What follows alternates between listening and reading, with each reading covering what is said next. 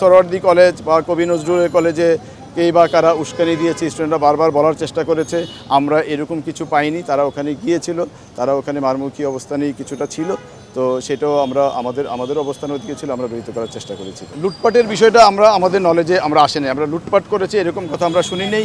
তবে স্টুডেন্টরা মারমুখী ছিল এটা আমরা দেখেছি, আমরা বারবারই রহিত করার চেষ্টা করেছি।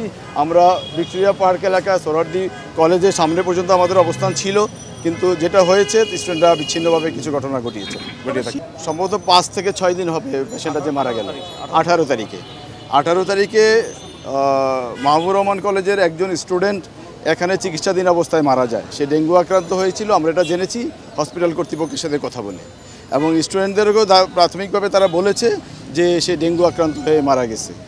তারপরে গত বুধবারে সম্ভবত ওই দিন কত তারিখ ছিল, 20 তারিখে স্টুডেন্টদের 21 তারিখ স্টুডেন্টদের একটা না 20 তারিখে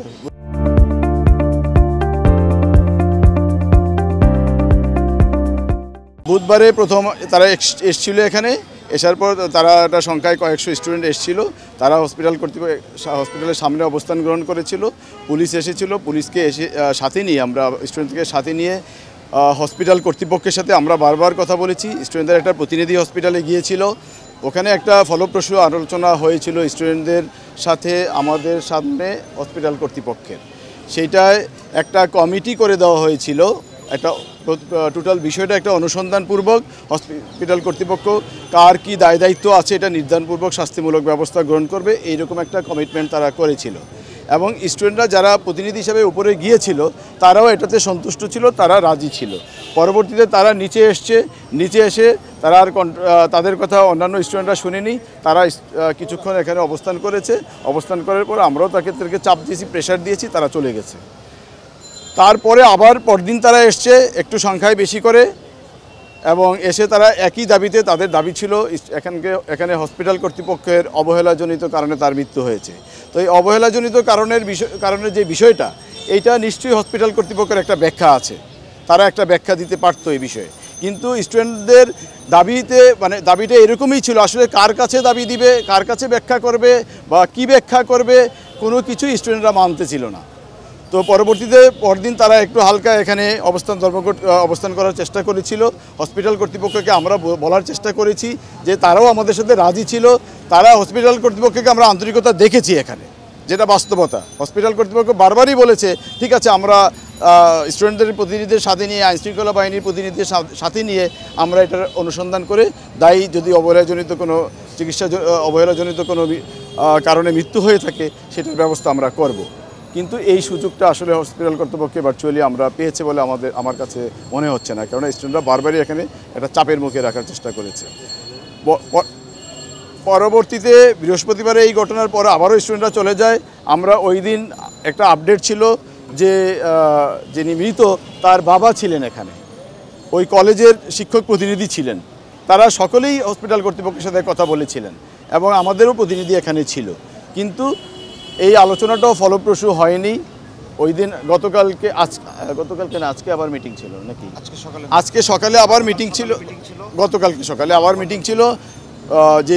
যে মারা গেছে তার বাবা এখানে আসার কথা ছিল, কিন্তু কি কারণে আসে নাই আমরা জানি না, কিন্তু ছাত্র প্রতিনিধিরাও আসে নাই।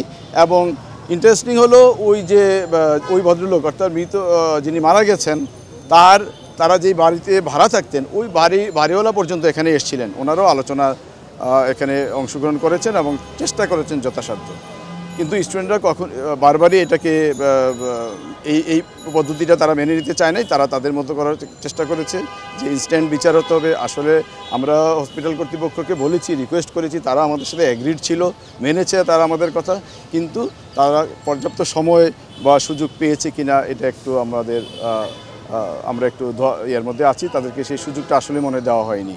যাই হোক, স্টুডেন্টরা আবার এসছে আজকে সকালবেলা থেকেই আমরা চেষ্টা করেছি তাদেরকে রহিত করতে। সেই যাত্রাবাড়ি থেকে এসছে, আপনারা স্টুডেন্টদের সংখ্যাটা দেখেছেন, তারা সংখ্যায় কী পরিমাণ ছিল।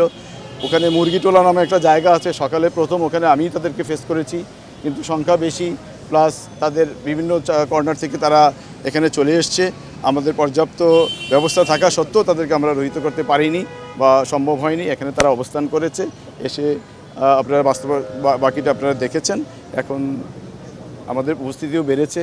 এই পরিস্থিতিতে স্টুডেন্টরা এখন অনেকেই চলে গেছে এখানে, আর স্টুডেন্টরা নেই, স্বাভাবিক ট্রাফিক চলাচল স্বাভাবিক আপনারা দেখছেন।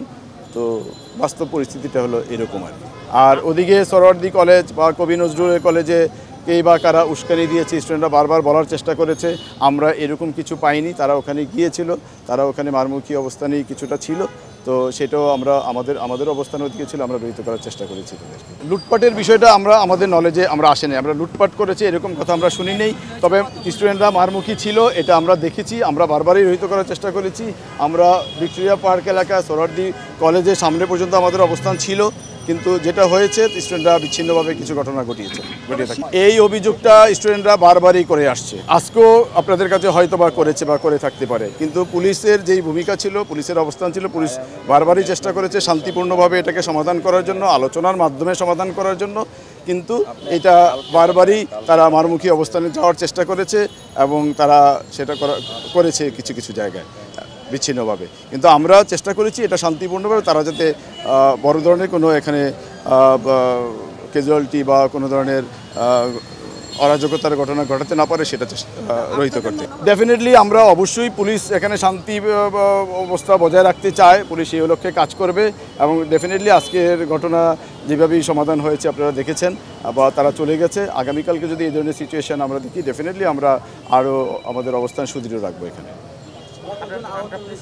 আমরা এখন পর্যন্ত এরকম কোনো সংখ্যা পাইনি, কেউ আমাদেরকে এরকম কোনো অভিযোগ তথ্য দেয়নি যে এতজন আহত হয়েছে বা এতজন স্পেসিফিক কোনো কিছু পাইনি।